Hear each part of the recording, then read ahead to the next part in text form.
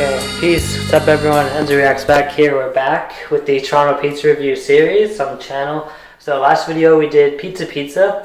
Obviously, it wasn't great. It's kind of what we expected, but it was a big review. We got it out of the way. Continuing in the Cabbagetown neighborhood of Toronto. So this place we're going to go to, it's called Familia, just off the main street there on Parliament. It's kind of got like a cottage restaurant type of look to it. It's not exactly like a high level fancy restaurant.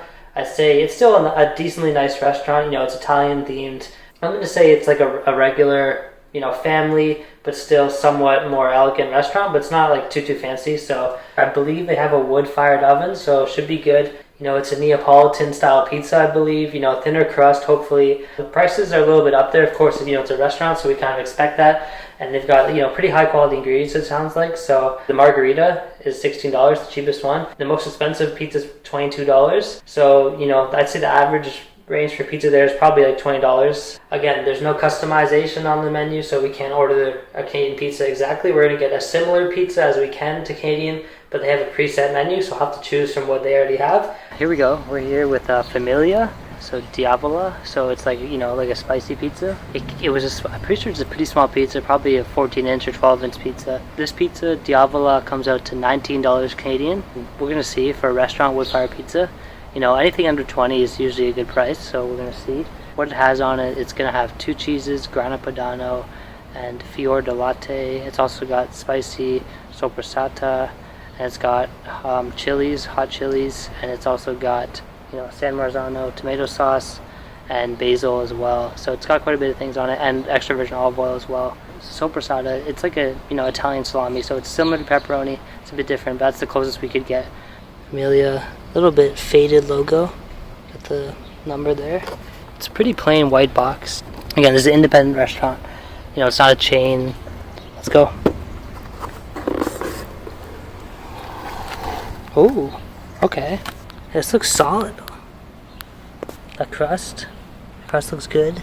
See those chilies? That's a lot of chilies, man. But see the soppressata under there, some basil. Nice tomato sauce line, definitely some olive oil on there. In terms of looking, this is the best looking pizza we've had for sure. Good pull there. Flop test. Very floppy.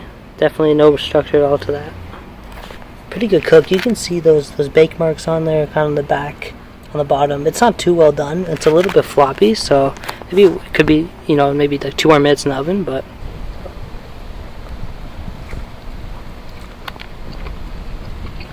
We finally had, most of this pizza here. Got a quarter left. You can see that. You can see this is really nice here. Those air bubbles, really nice air bubbles. That means it was, cooked properly. It was kneaded properly. It's just slightly crispy at the back. Just you can hear that.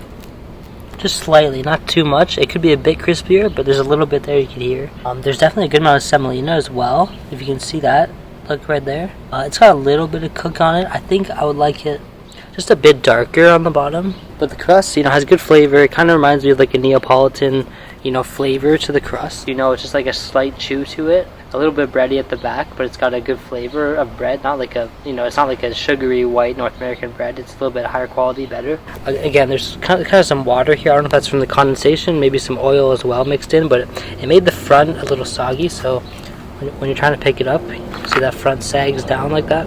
2 types of cheese on here, the fior di latte, which is very good, high quality, almost similar to a mozzarella type of flavor, creamy. There's a little bit of grana padano. It kind of adds that salty edge to it, a little bit of like a rich flavor. So those 2 cheeses work very well on it. They weren't really like baked on too well, the cheese, like it kind of just melted, and there's not really any bake marks. It's still a little soft, so it didn't quite get cooked all the way, the cheese.